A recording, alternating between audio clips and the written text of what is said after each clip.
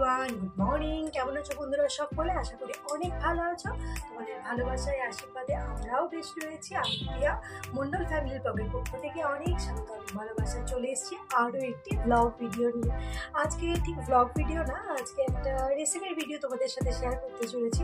সকলের বাড়িতেই তো ছোটো ছোটো বাচ্চারা রয়েছে, তো আমরা সবাই চাই যে বাচ্চাদের যাতে স্বাস্থ্য ভালো থাকে। আর এখনকার দিনটা জানো কতটা পরিমাণে ফাস্ট ফুড বাচ্চারা কত ভালোবাসে। যাই হোক, ও তার জন্য অল্প তেল মশলা দিয়ে আর কি একটা রেসিপি শেয়ার করতে চলেছি তোমাদের সাথে, একটা চিকেনের রেসিপি। প্লিজ ভিডিওটা কেউ স্কিপ করো না, পুরো ভিডিওটা দেখার অনুরোধ রইলো। আর যদি ভিডিওটা ভালো লেগে থাকে লাইক কমেন্ট শেয়ার করতে একদম ভুলো না। চলো শুরু করি।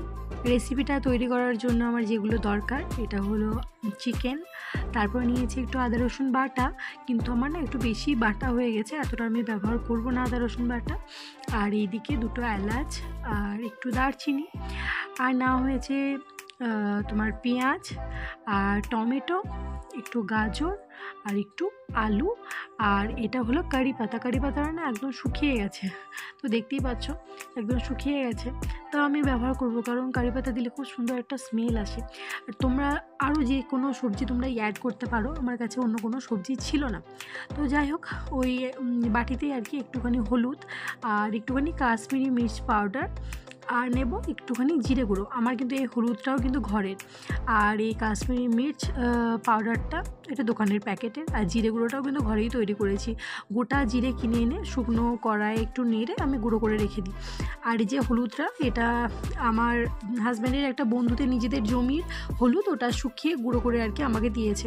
তো আমরা একদম পুরো ঘরোয়া জিনিসই আর কি ব্যবহার করছি।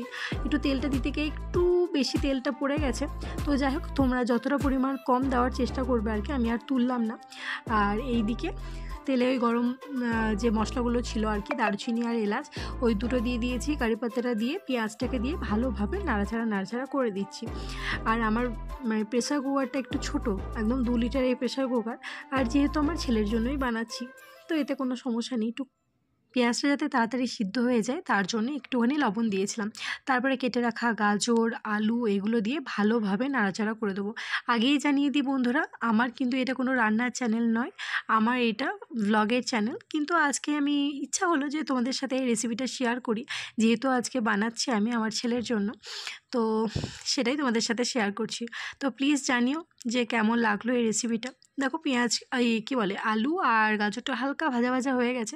এতে তোমরা লাউ কুমড়ো যে কোনো সবজি বিট সব কিছু দিয়ে দিতে পারো। আমার কাছে অন্য কোনো সবজি ছিল না, নাহলে আমি আমার ঘরে যা থাকে সবজি সব দিয়ে দিই।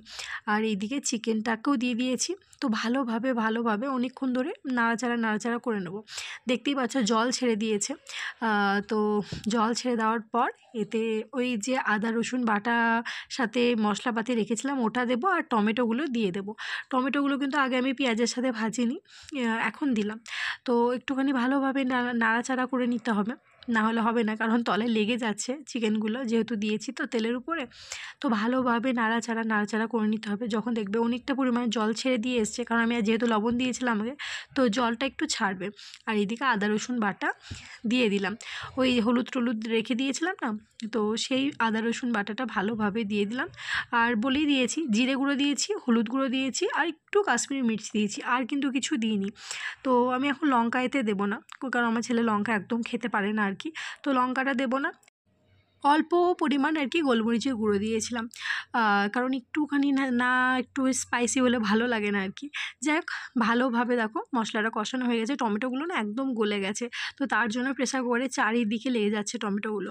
এবার আমি দিয়ে দেবো জল, পরিমাণ মতো জল দেবো, অতিরিক্ত বেশি জল দেবে না। বেশি জল দিলে বেশি একদম পাতলা হয়ে যাবে, ওটাও ভালো লাগবে না, কারণ যেহেতু এই বাচ্চারাও আমাদের মতো একটুখানি মানে কি বলবো একটু ভালো করে খেতে চাই আর কি।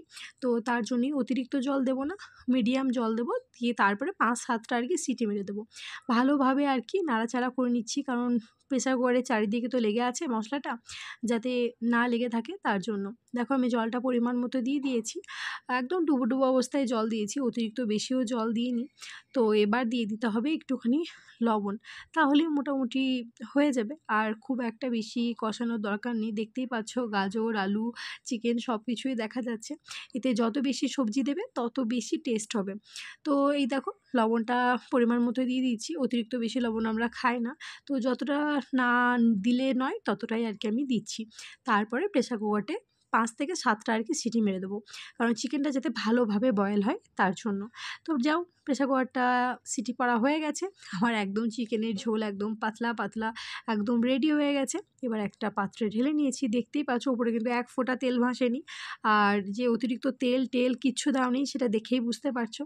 যাই হোক, এটা আমার একদম বানানো রেডি। একটা শুধু শুকনো লঙ্কা ফোড়ন দিয়েছিলাম, ওটাই, নাহলে ঝাল আমি একদম দিইনি, লঙ্কা গুঁড়ো তো একদমই ব্যবহার করিনি। এটা কিন্তু মাংস, এই রুটি বা ভাত সব কিছুর সাথেই মানে অপূর্ব লাগে খেতে। শুধুমাত্র বাচ্চারা না, আমরাও কিন্তু যারা বড় রয়েছি তারাও কিন্তু এটা মানে খেতে পারি। এটা কিন্তু রুটির সাথেও ভালো লাগবে, ভাতের সাথে, পরোটার সাথে, তুমি যার সাথে খাবে তার সাথেই ভালো লাগবে। আর সকলেরই উচিত একটুখানি মশলা তেল একটুখানি কম খাওয়া, যাতে সবার স্বাস্থ্য ভালো থাকে। তো যাই হোক, আমার তো রান্না একদম রেডি। এবার যাব ছেলেকে আনতে স্কুল থেকে। তোমাদের কেমন লাগলো প্লিজ জানিও। সবাই ভালো থেকো, সুস্থ থেকো, আবার দেখা হবে অন্য একটি ভিডিওর মাধ্যমে। তাহলে বাই।